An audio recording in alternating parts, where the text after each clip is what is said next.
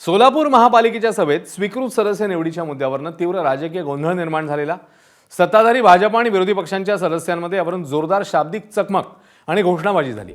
विरोधकांनी महापौरांच्या कार्यपद्धतीवर आणि सभागृह चालवण्याच्या क्षमतेवर तीव्र नाराजी व्यक्त केली आहे।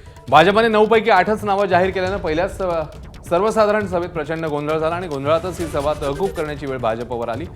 सोलापूर महापालिकेच्या 102 जागांपैकी भाजपने ऐतिहासिक कामगिरी करत 87 जागा जिंकल्या। त्यांच्यासोबत राष्ट्रवादी गेल्याने महापालिकेत 10 जागा स्वीकृत नगरसेवक म्हणून भरता येणार होत्या, पण भाजपने त्यांच्या वाट्याला आलेल्या 9 पैकी 8च नावं जाहीर केल्याने गोंधळ सुरू झालेला पाहायला मिळाला।